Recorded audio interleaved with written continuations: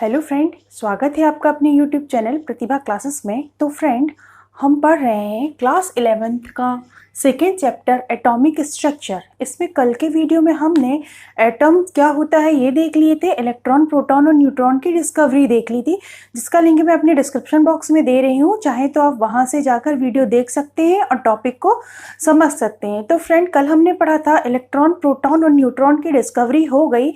अब साइंटिस्ट के सामने ये समस्या आ गई कि ये इलेक्ट्रॉन, प्रोटॉन और न्यूट्रॉन आखिर एटम में कैसे प्रेजेंट होते हैं, मतलब उनका अरेंजमेंट क्या होता है।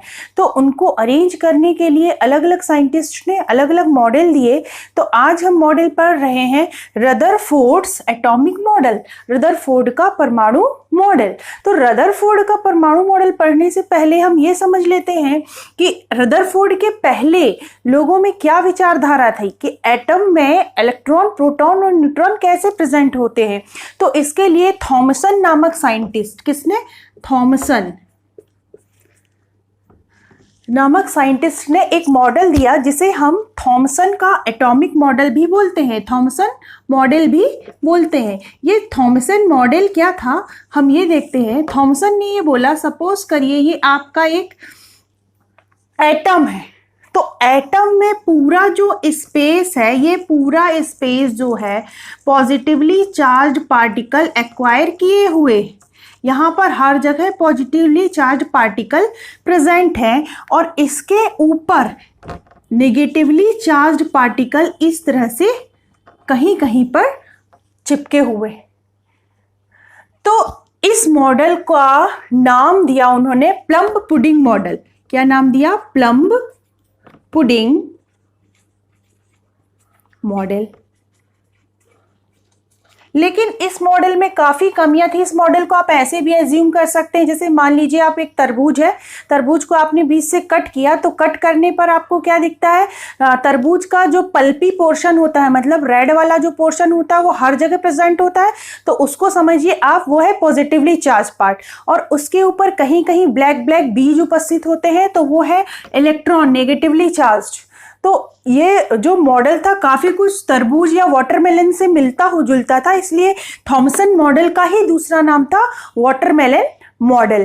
तो लेकिन इस मॉडल में बहुत ज़्यादा कमियां थी। इनको दूर करने के लिए रदरफोर्ड ने 1911 में एक एक्सपेरिमेंट किया और एक्सपेरिमेंट के थ्रू बताया कि एटम में इलेक्ट्रॉन, प्रोटॉन और न्यूट्रॉन कैसे प्रेजेंट होते हैं। तो फ्रेंड, अब हम स्टार्ट कर रहे हैं रदरफोर्ड का एटॉमिक मॉडल की। रदरफोर्ड का एटॉमिक मॉडल किस तरह का था? तो एटॉमिक मॉडल स्टार्ट करने से पहले रदरफोर्ड ने क्या एक्सपेरिमेंट किया ये हम देख लेते हैं।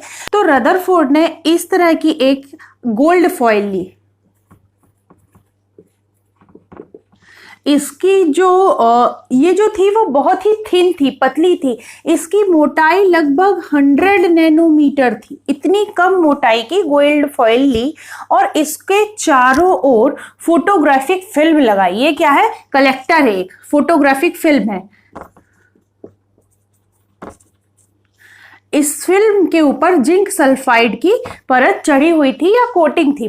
और ये जो आपको दिख रहा है, ये रेडियो एक्टिव एलिमेंट का सोर्स है। इसके बैक पोर्शन में जहाँ पे आपको जो नहीं दिख पा रहा है, उसमें एक छोटा सा छेद है जिससे रेडियो एक्टिव किरणें यानी कि अल्फा किरणें यहाँ से इस गोल्ड फॉइल पर पड़ रही थी और यहाँ से जाकर ये इस तरह से स्कैटर हो रही थी, फैल रही थी, कुछ इस तरह से स्कैटर हो रही थी।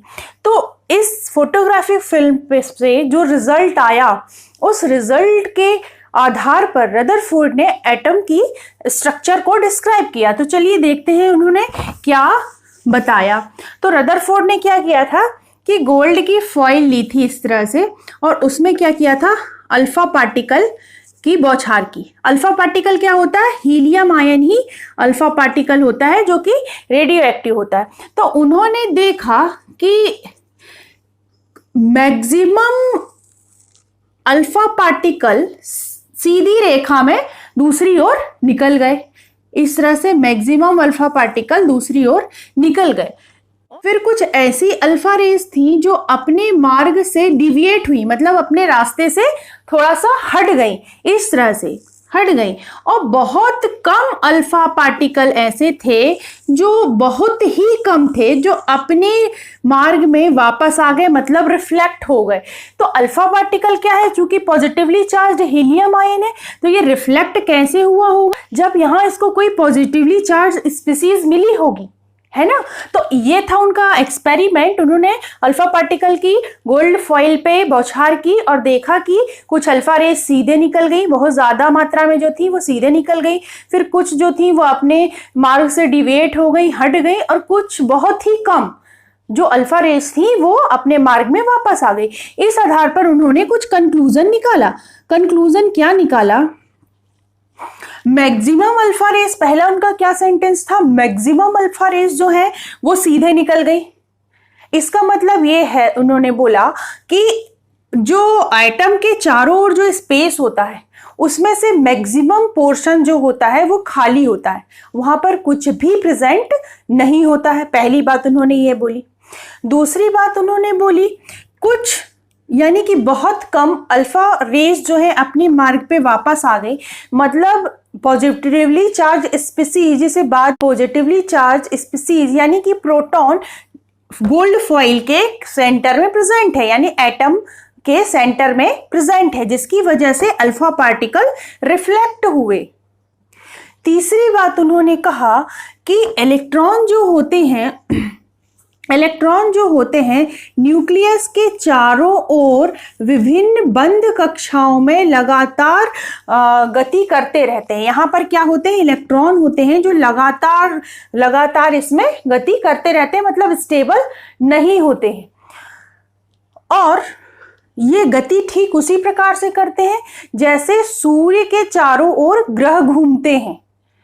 सौर मंडल में आपने पढ़ा होगा कि सूर्य के चारों ओर विभिन्न प्रकार के ग्रह चक्कर लगाते हैं, तो ठीक इसी प्रकार ये जो इलेक्ट्रॉन्स होते हैं, ये न्यूक्लियस यानी प्रोटॉन जहां प्रेजेंट है उसके चारों ओर विभिन्न बंद वृत्तीय कक्षाओं में चक्कर लगाते रहते हैं। तो ये था रदरफोर्ड का एटॉमिक मॉडल। लेकिन इस मॉडल में भी कुछ कमियां आ गई, जिनको दूर करने के लिए एक बहुत ही इंपॉर्टेंट मॉडल सामने आया, जो था बोर का परमाणु मॉडल। तो बोर का परमाणु मॉडल क्या था यह हम नेक्स्ट वीडियो में देखेंगे, लेकिन इससे पहले हम ये देख लेते हैं कि इस मॉडल में ऐसी कौन सी कमी थी कि इसको इतना ज्यादा एक्सेप्ट नहीं किया गया, या बोर का परमाणु मॉडल इससे ज्यादा अच्छा था। तो इसमें जो इसके जो ड्रॉबैक थे वो क्या थे, देखिए इसने क्या बोला कि इलेक्ट्रॉन, ये समझिए न्यूक्लियस है और यहाँ पर इलेक्ट्रॉन क्या कर रहा है, चक्कर लगा रहा है। अब भले उसकी वेलोसिटी एक समान हो, उसका वेग एक समान हो, लेकिन इलेक्ट्रॉन सपोज ये चक्कर लगा रहा है इस तरह से, अब इलेक्ट्रॉन की इधर पहुंच गया, इसकी डायरेक्शन चेंज हो गई। डायरेक्शन चेंज हो गई इसका क्या मतलब है, एक्सीलरेट हो गया।